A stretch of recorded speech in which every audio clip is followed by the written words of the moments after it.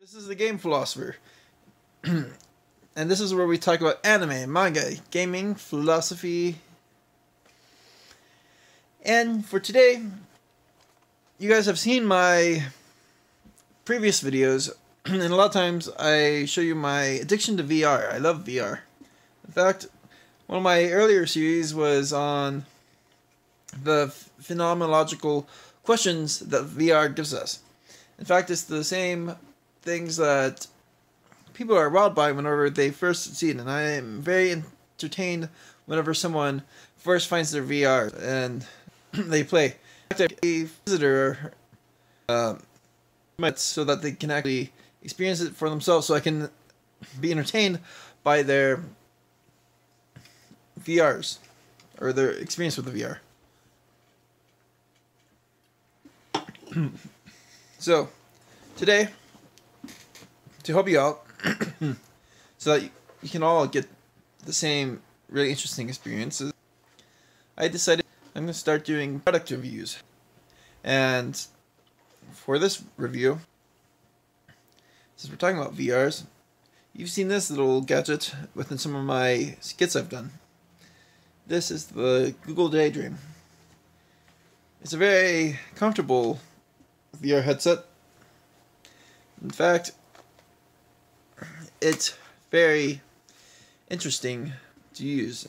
If you wanted to do something like, let's say, use the VR to watch YouTube or watching the Netflix, you could wear this for a few hours comfortably. Now, I wouldn't say about your eyes or anything like that. Some people would be afraid, of course, with the VR, with how close your eyes are to the screen, to wear it that long. But at the same time, it's a lot of comfort. It's a beautiful product. Personally, I think that this gray color is something I really am not too much into, though. Now, as you can tell, by the way, right there is where you put the controller to your VR, which is this little Daydream remote for easy storage.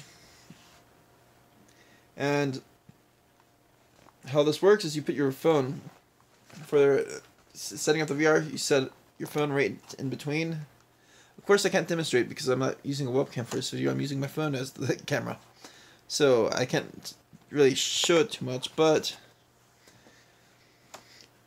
once you do that, you strap it on to that hole, or from this strap all the way across. Lock it in. You put it on. After hitting the Daydream mode or going to the app you're using, then you just pick your game, your app, and play. Now, there are some drawbacks to the Daydream VR.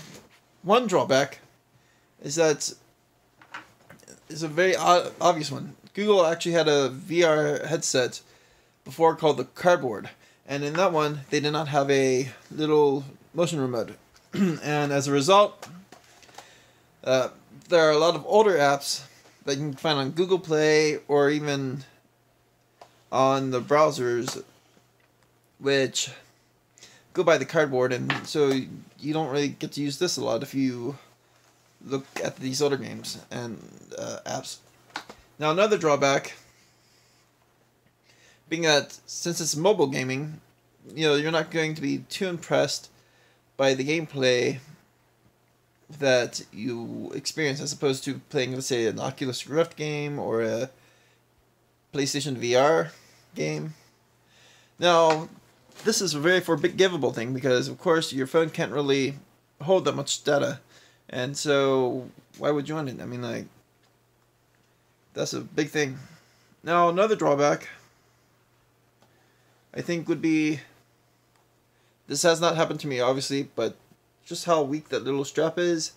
I could see you could honestly probably break it pretty easily. And so you have to be aware of that. But at the same time, a very good thing is the price range, which I think I got mine for about $60 or so on a really good deal.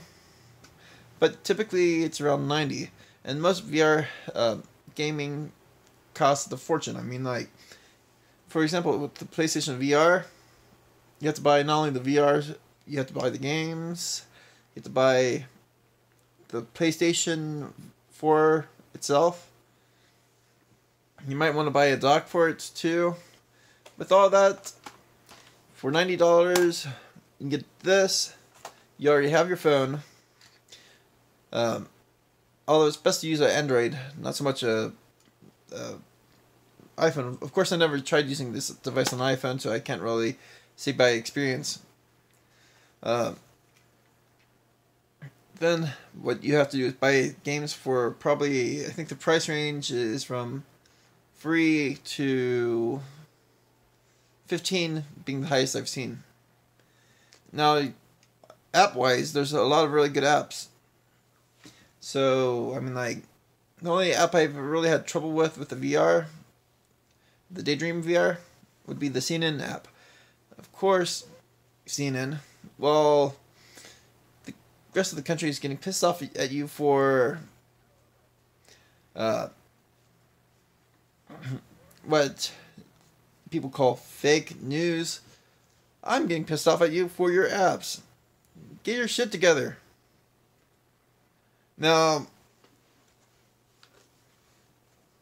another advantage of this is that it's actually relatively easy to clean unlike most VR sets. Of course, mine's a little blurry right now because it was recently in use and a little foggy. I can just wipe it down a little bit. Another advantage being, of course, that's mobile, and so I don't have to be at home, and I could just bring this out with me in my little carrying case I bought. I could put it on my phone on it and start playing right away. Now, on the wow factor, as I mentioned, I really like seeing people be wowed by by their VR experience. I'd say that there's still a wow factor. In fact, there's a game on it called Spacewalk, which can actually make you dizzy, but it's a pretty good game. There's not much you can do. You have these little objectives around a space station, but for the most part, it's actually fun, more so to just go around space and look at the Earth as you're in orbit. It's also a little dizzying too, so try not to use the anti-gravity mode a lot. So, actually the gravity stabilizer, I think that's what it's called, but you also have these really interesting shooting games, these party games, these carnival type atmosphere games. There's a Need for Speed game on it. So I'd have to say, overall, this is a pretty good product. Granted that you don't do anything like get these older apps and get yourself bored by them because you can't use the motion control and you get confused by the old cardboard controls, which I really don't like the cardboard controls because pretty much it's just how you move your head, and when you move your head a lot, it's just not comfortable. So I'm pretty glad that they have the same type of control system of using motion controls like the Oculus Rift or PlayStation VR. So I'd have to say this product deserves, honestly, an 8 out of 10. Now, this is a Game Philosopher. Thank you for watching. See you later. Hit that bell button. Hit that subscribe button. Like, comment. Tell me some product you might want me to review next. Or you can wait. Because once the Oculus Go comes out, I'm going to save up and try to get myself one. Because that's going to be an interesting product from what I've heard about. Because mobile VR is very interesting, but the way Oculus promises to revolutionize it seems to be interesting, because I think from the original Oculus Rift, you have this camera that senses the whole entire room, and so when you play the VR, you don't have to stand a certain way, just like you have to with the PSVR. But anyway, with the Oculus Go, you could actually stand in a room, or you can stand outside. It scans your whole entire environment, from what I hear. So that's going to make some better gaming. Now, as to whether or not the gaming is going to be quality, it's going to depend on what they use to save the files on. Because